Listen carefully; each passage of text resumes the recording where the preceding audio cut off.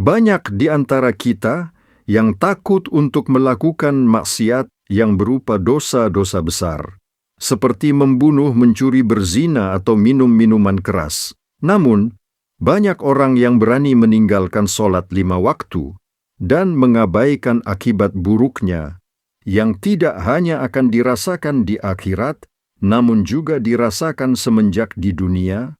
Lalu apa saja akibatnya jika kita meninggalkan sholat 5 waktu? Mari kita bahas sampai tuntas.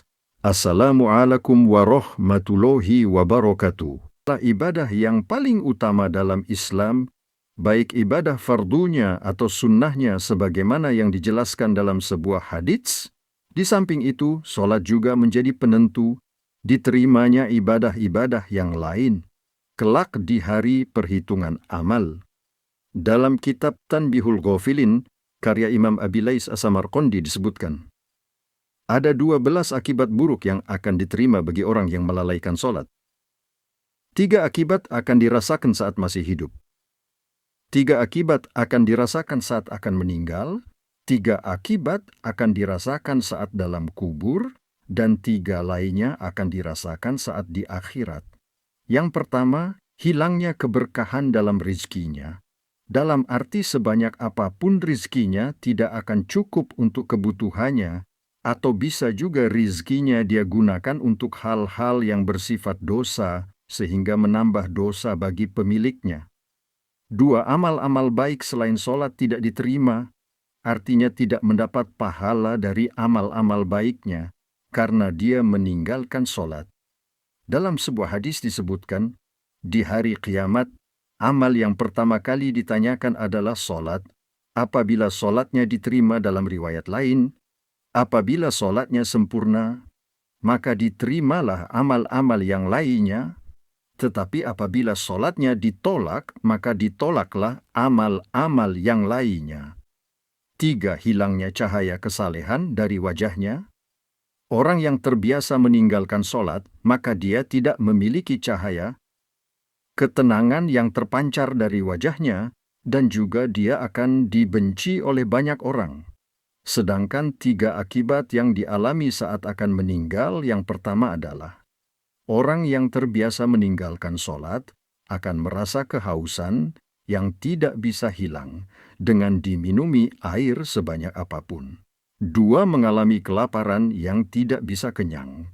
3, mengalami kesulitan saat proses keluarnya ruh, atau biasa disebut sakaratul maut, dan yang lebih mengerikan lagi, kemungkinan besar dia meninggal dalam keadaan tidak beriman. Menakutkan, bukan? Kemudian, 3 akibat yang akan dirasakan saat dalam kubur. Yang pertama, pertanyaan malaikat mungkar dan nakir yang sangat mengerikan. Orang yang meninggalkan sholat akan menjawab sendiri. Pertanyaan dalam kubur dari malaikat mungkar dan nakir saat dia tidak bisa menjawab, maka akan dihantam dengan gada besi yang begitu besar sampai hancur. Berbeda dengan ahli sholat, mereka akan tenang berada dalam kubur tanpa rasa takut. Karena sholatnya lah yang akan menghadapi pertanyaan dari malaikat mungkar dan nakir. 2, gelapnya alam kubur bagi orang yang suka meninggalkan sholat. 3, mengalami himpitan alam kubur hingga tulang-tulangnya berantakan. Sedangkan akibat yang akan dia rasakan di akhirat adalah, yang pertama, dia akan mengalami pemeriksaan amal yang sangat sulit dan melelahkan dalam jangka waktu yang sangat lama. 2, mendapat kemurkaan dari Allah. Artinya orang yang mendapat kemurkaan dari Allah, sudah bisa dipastikan dia akan masuk neraka karena dia tidak mendapat ampunannya.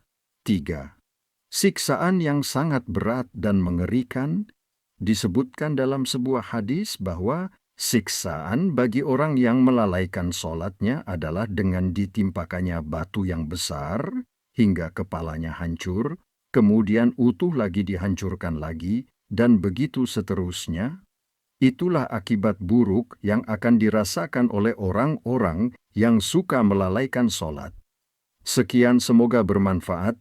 Jika ada pertanyaan, silahkan tulis di kolom komentar. Dan jika Anda berkenan, silakan like dan subscribe. Sampai jumpa di konten selanjutnya. Wassalamualaikum warahmatullahi wabarakatuh.